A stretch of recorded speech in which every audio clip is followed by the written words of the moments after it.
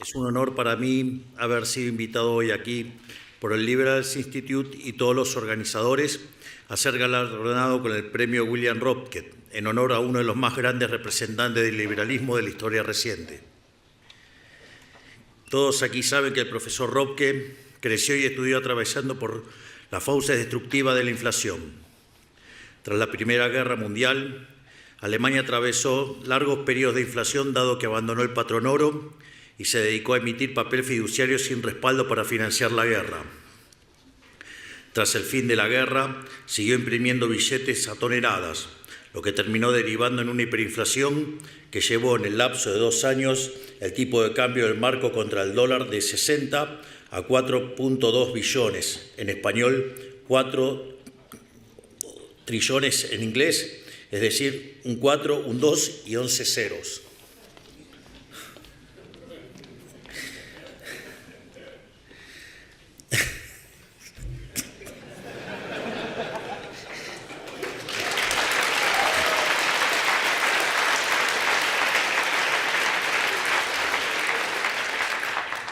Mises decía que mientras los socialistas sigan repitiendo sus mentiras, nosotros tenemos que seguir repitiendo las mismas verdades.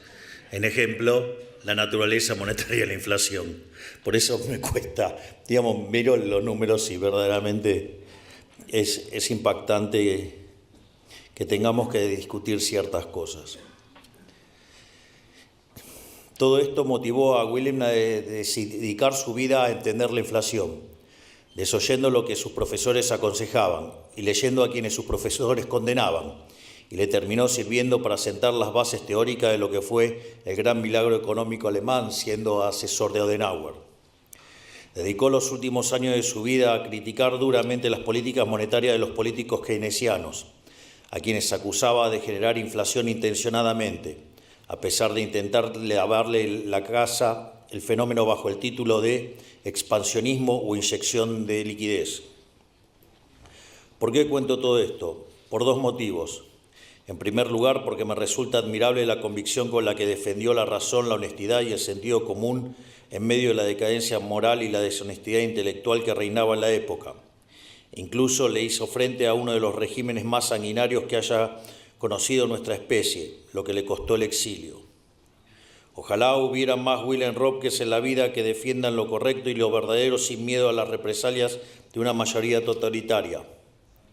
Porque como decía San Agustín, lo correcto es correcto aunque nadie lo haga, mientras que lo incorrecto es incorrecto aunque lo haga todo el mundo.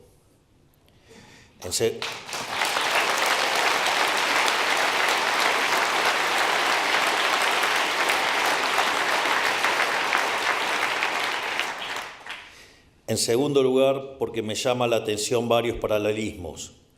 Sin ánimo de ponerme a la altura de un hombre como Ropke, me resulta curioso que tal como hace tantos años en la Alemania, hoy el mundo habla del milagro económico argentino, por haber vuelto exactamente a las mismas bases, la austeridad fiscal y rigurosidad monetaria.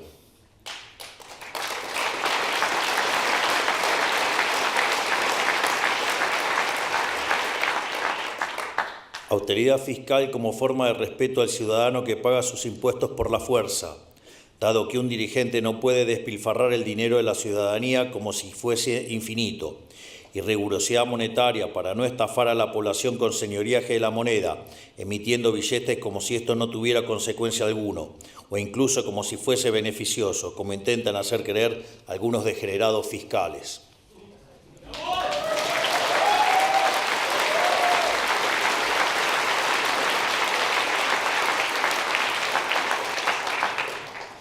También me resulta curioso que simplemente hacer las cosas bien sea considerado un milagro, porque denota lo naturalizado que está hacer las cosas mal, y eso es lisa y llanamente una tragedia.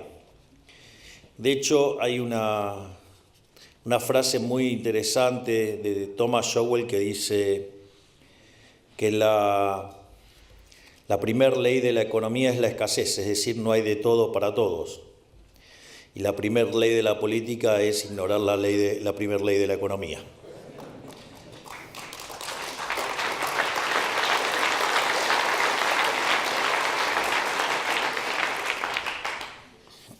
En palabras del propio Ludwig Erhard, el canciller que llevó adelante el milagro económico alemán, el bienestar económico no es un milagro, sino la consecuencia del esfuerzo honesto de todo un pueblo según los principios de libertad, cuando le han sido otorgadas las posibilidades de usar su iniciativa humana y su energía humana. Por eso anhelo que lo que hoy llamamos milagro argentino se contagie por todo el mundo como un germen multiplicador de riqueza. Y por ello quiero contarles brevemente nuestra experiencia durante el primer año de nuestra presidencia. Al inicio de nuestra gestión teníamos 15 puntos de déficit fiscal consolidados, de los cuales 5 estaban en el Tesoro y 10 estaban barridos debajo de la alfombra en el Banco Central. Este déficit era el origen de todos nuestros males, ya que sin déficit no hay deuda, ni emisión, ni inflación. Tras haber hecho el ajuste más grande de la historia de la humanidad, hoy nos encontramos con superávit fiscal sostenido y libre de default por primera vez en los últimos 123 años.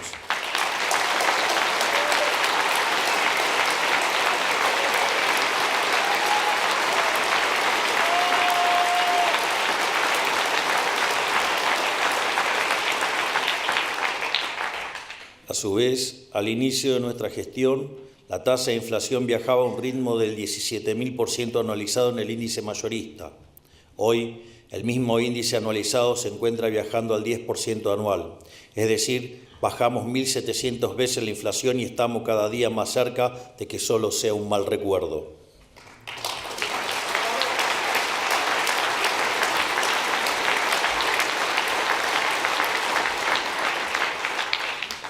Como consecuencia directa de haber aniquilado la inflación, bajamos la pobreza al 54% en el primer trimestre de 2024 a 38% en el tercero, y confiamos en que continuará esta senda. De hecho, el dato en frecuencia mensual ya está en el 36%, es decir, bajamos la pobreza más de 21 puntos en la frecuencia mensual, quiere decir que hemos sacado de la pobreza a más de 10 millones de argentinos.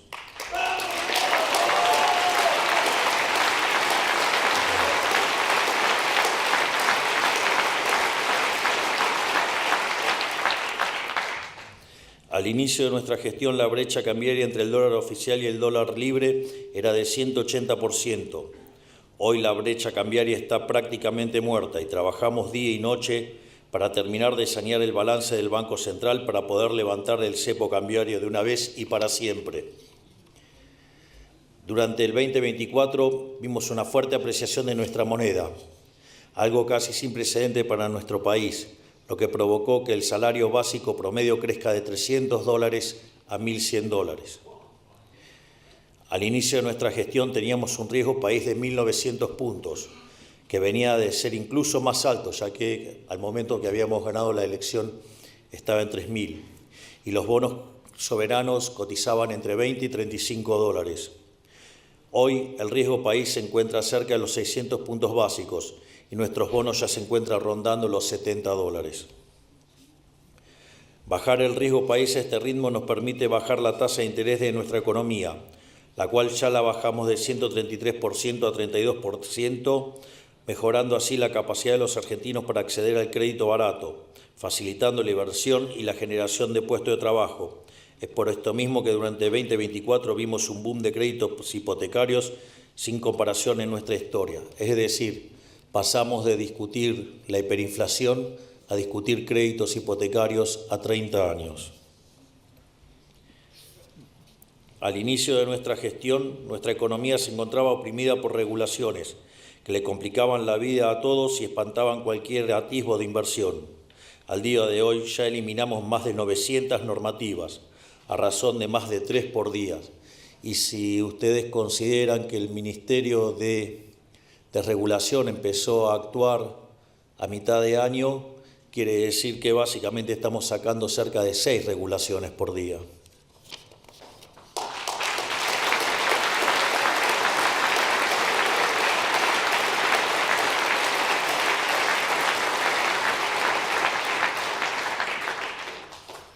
A su vez, la Ley Base y el DNU 70 en su conjunto hemos hecho la reforma estructural más grande de la historia argentina, 8 veces más grande de la que hizo el presidente Menem a principios de los años 90. Y les digo algo, Aún nos quedan 3.200 reformas estructurales más y vamos a hacer de Argentina el país más libre del mundo.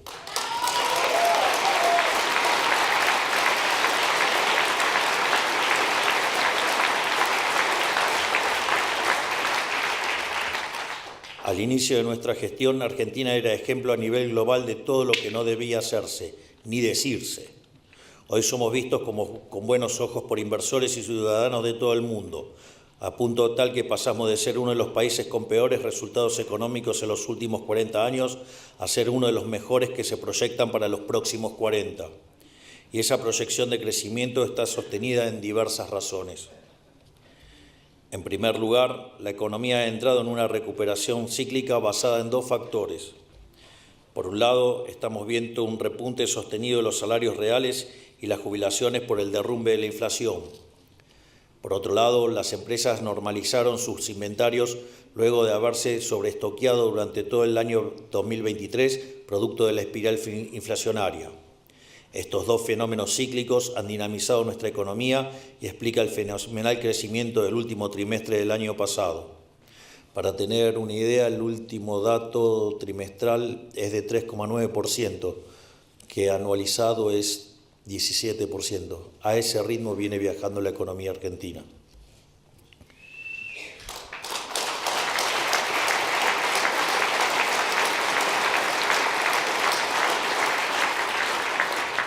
Además, tenemos los 15 puntos del PBI que ajustamos y por definición le devolvimos al sector privado en forma de ahorro, lo que genera un aumento tanto de la inversión como luego del consumo. Además, se suma otro factor, que es la baja de la carga impositiva, ya sea por la eliminación del impuesto inflacionario o por la reducción de impuestos, que ya hemos comenzado y vamos a profundizar durante este año. De hecho, en el día de ayer hemos anunciado eliminación de retenciones para las economías regionales y hemos iniciado una reducción de las retenciones para los principales productos del agro. Es por ello que estamos trabajando en una reforma impositiva estructural para reducir en un 90% la cantidad de impuestos nacionales y devolverles a las provincias las autonomías impositivas que nunca debieron haber perdido. Así, apuntamos a lograr un federalismo marcado por la competencia fiscal entre nuestras provincias para ver a quién atrae más inversiones. En esta materia, acá en Suiza nos llevan varios siglos de ventaja.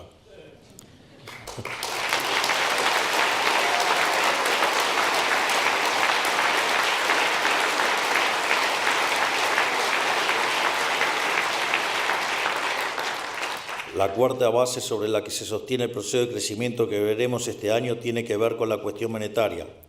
La convergencia del tipo de cambio paralelo al tipo de cambio oficial que estamos viendo hace meses nos acerca cada día un poco más a la salida definitiva del cepo cambiario. Un mamarracho que nunca debería haber existido y que este año se termina de una vez por todas. Lo repito, un mamarracho que nunca debería haber existido y que este año se termina de una vez por todas.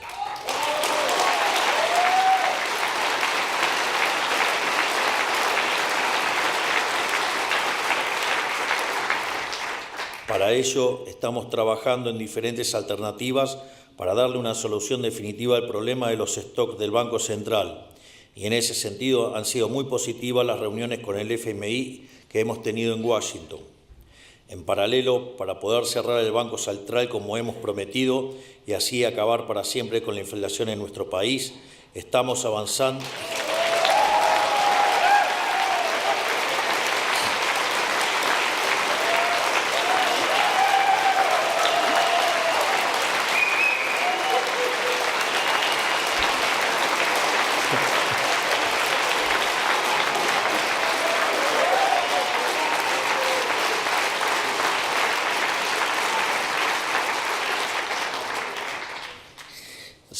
Si fuera populista, hubiera hecho el punto para que justamente pasara esto. No lo hice, pero pasó igual. El orden espontáneo es maravilloso.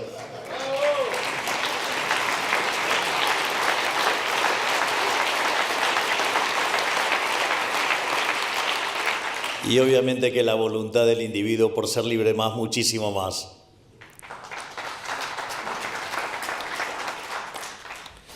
En este sentido, estamos avanzando hacia un esquema de competencia de monedas para que todos los argentinos puedan utilizar la moneda que quieran en sus transacciones cotidianas, exceptuando el pago de impuestos por ahora.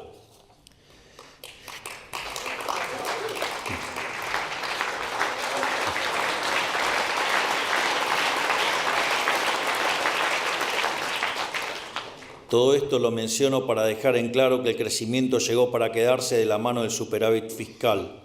De hecho, estudios recientes muestran que un superávit de las características del que hemos conseguido, del equilibrio financiero, nos da una base de crecimiento sostenido del 4,5% per cápita anual. Eso implicaría que en 50 años Argentina podría estar alcanzando a los Estados Unidos. Y si a eso, digamos en dinámica, ¿no? Y si a eso le sumamos que el ajuste se hizo bajando gastos, no subiendo impuestos, si se suman las 800 reformas estructurales, las 900 desregulaciones, sin lugar a dudas Argentina podría crecer mucho más rápido.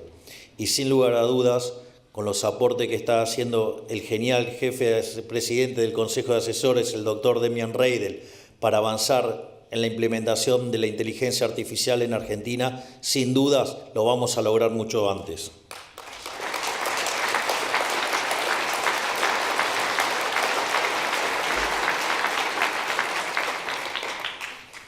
Y para profundizar el crecimiento, también es imprescindible liberarnos del corset del comercio exterior que hoy nos estruja, para poder importar y exportar más bienes y servicios, dejando de tener un puñado de clientes regionales para tener casi 200 clientes globales. Esto iniciará un proceso de crecimiento que nos hará converger a los niveles de prosperidad de las grandes potencias, tal como supimos hacer hace más de 100 años. Por eso estamos buscando que nuestro primer paso en este sendero sea lograr promulgar un tratado de libre comercio con Estados Unidos y comenzar a aprovechar todas nuestras capacidades que hoy están siendo desaprovechadas. Poder aprovechar nuestra diversidad de ecosistema único, de la que solo 2 o 3 países del mundo pueden hacer alarde, dado que contamos con montañas, con bosques, con glaciares, con desiertos, selvas, playas, altiplanos, lagos, esteros, estepas y extensas llanuras. Cada uno de estos biomas representa diferentes oportunidades potenciales. Sin ir más lejos, nuestra cordillera cuenta con abundante litio, plata, oro, cobre y uranio, minerales que la economía global necesita y que por desidia, expulsión de inversiones y falta de visión a largo plazo, hoy exportamos cero.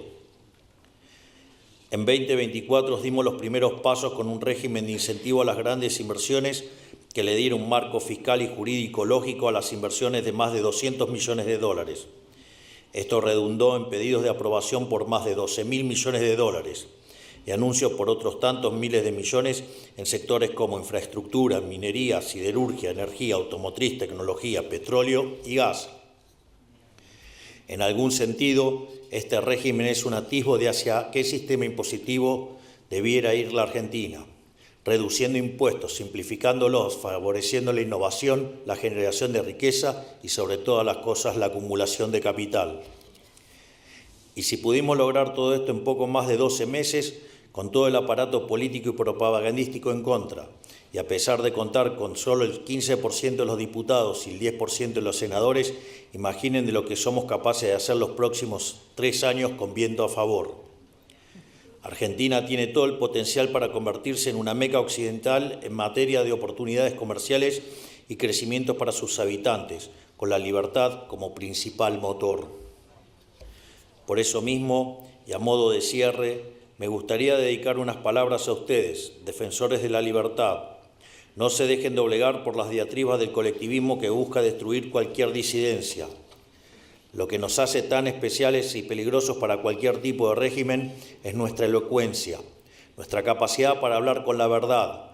Por eso no nos odian, inventan leyes para censurarnos, buscan meternos presos o exiliarnos, porque intentan negar la realidad para poder sostener sus mentiras. Pero lo que nunca podrán será negar los aplastantes resultados de la realidad. Y una frase que usaba Mises, que era de Virgilio, que es: que no hay que ceder frente al mal, hay que combatirlo con más fuerza. Y eso les consta porque ayer me le paré al mal de frente en la propia casa del dragón.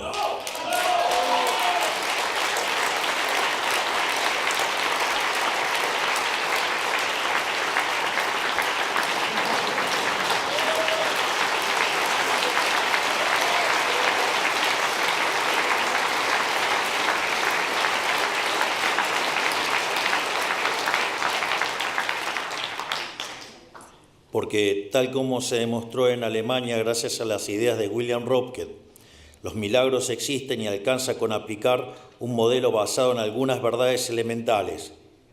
Que el Estado tenga el tamaño que tenga no puede gastar más de lo que recauda con impuestos. La inflación, que es destructiva para una economía, es producto de la emisión monetaria y como tal, para terminar con ello no hay que emitir más dinero. Es más, el dinero debería volver a ser privado, tal como pregonaba Hayek. Hay que promover que el Estado sea lo más chico posible para que la sociedad sea lo más libre posible. Y hay que defender la vida, la libertad y la propiedad privada. Si los países de Occidente nos atenemos a este pequeño set de ideas elementales, estoy seguro que nuestro futuro será más próspero que nuestro presente. Muchas gracias por este reconocimiento. Es un verdadero orgullo para mí.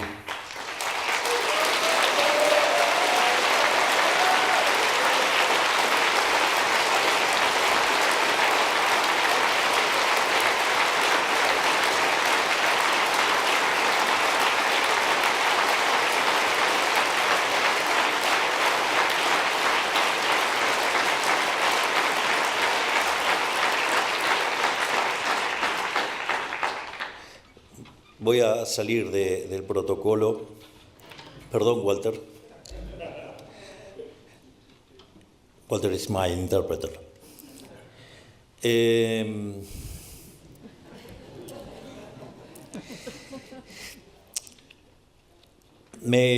muy movilizador el caso de Röpke, porque, digamos, lo que a él lo llevó a estudiar tan profundamente la economía fue justamente la inflación. Y tuvo que desestimar las cosas que le obligaban a estudiar y tuvo que abrazar otras ideas.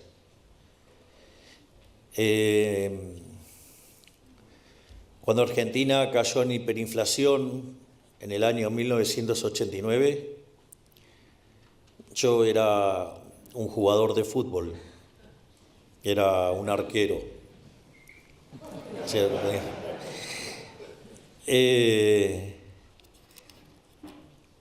Y un día acompañando a mi mamá al supermercado, yo estaba en primer año de economía y veía que los precios subían y la gente se abalanzaba sobre los productos. Y entonces ante esa situación dije, o lo que estoy estudiando está mal o soy tonto. Entonces la solución de dignidad fue dejar de jugar al fútbol y dedicarme a estudiar economía. En serio.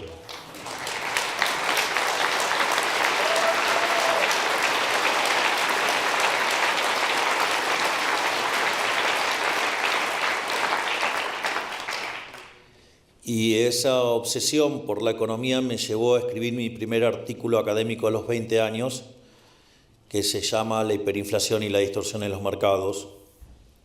Y después de eso, la obsesión no paró nunca más. Y la gran pelea fue derribar todas esas teorías estúpidas que han defendido en mi país durante cerca de 80, 90 años, y que esta vez nos paramos de frente diciendo que la inflación es siempre y en todo lugar un fenómeno monetario y estamos derrotando la inflación. Por ende, se quieren matar.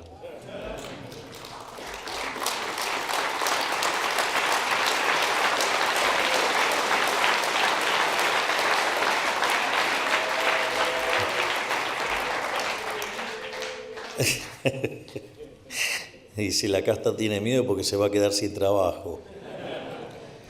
Digamos, necesitamos más políticos desempleados.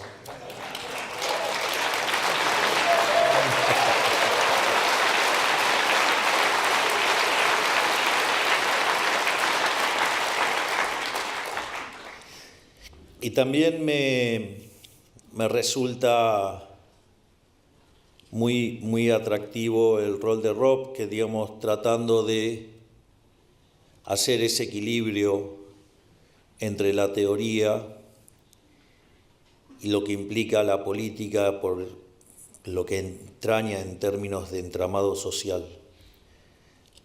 Algo que estoy tratando de resolver lo más exitosamente posible. Que si no me sale ya me hubieran echado, obvio, ¿no?